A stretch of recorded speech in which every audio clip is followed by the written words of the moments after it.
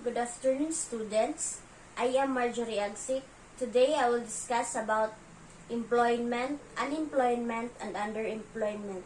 At the end of the lesson, you students are expected to between unemployment and underemployment to identify types, causes, and effects of unemployment and underemployment. Employment most generally means the state of having a paid job, of being employed. It signifies the state of anyone who is doing what, under circumstances, he or she wants to do. To employ someone is to pay them to work. An employer provides employment to employees. Employment can also refer to the act of employing people. The graph shows the unemployment rate last April 2020. The total number of employed persons was estimated at 33.8 million. Employment declined in all regions in April 2020 as compared with the same period in 2019. On the other hand, employment rate was higher among men compared to women.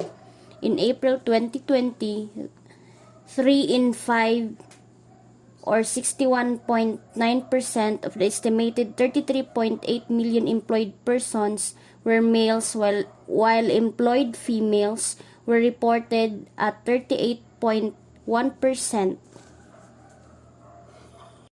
By age, most of the employed persons were in the age of 25 to 34 years old, that is 27.6%, followed by the employed persons in the age group of 35 to 44 years old, which is 24%, and in the age group of 45 to 54 years old, which is 19.3%.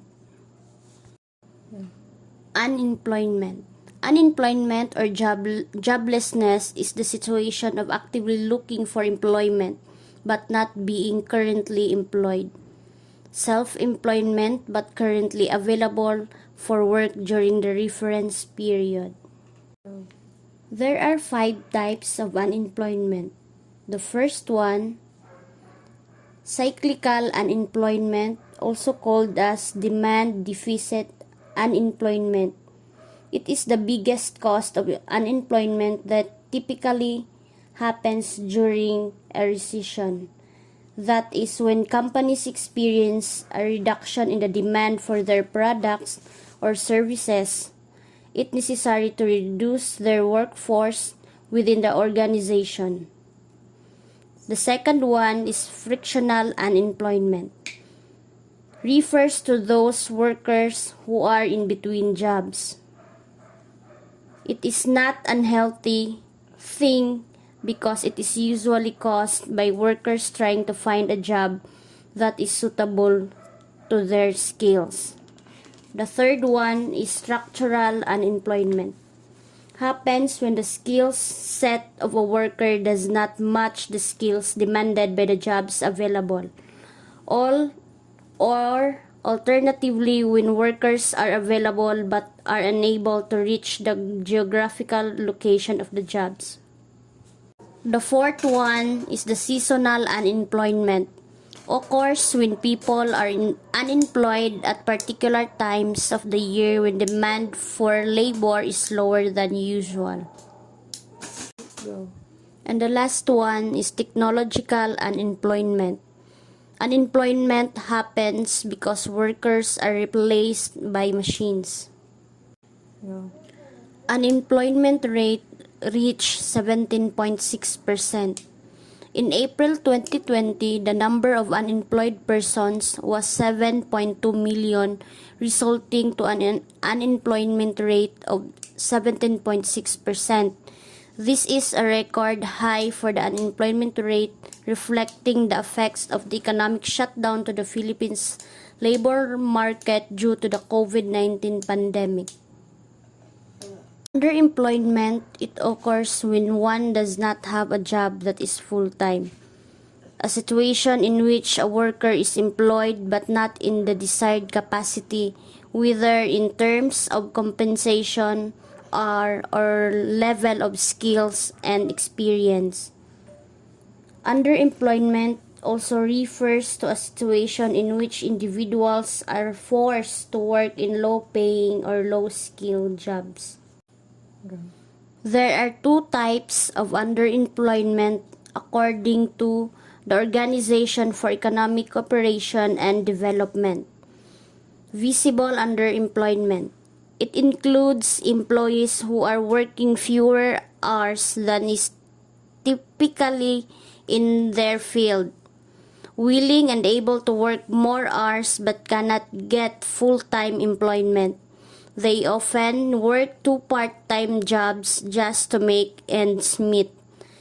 The second one is invisible underemployment. It includes workers in full-time jobs that don't use all their skills.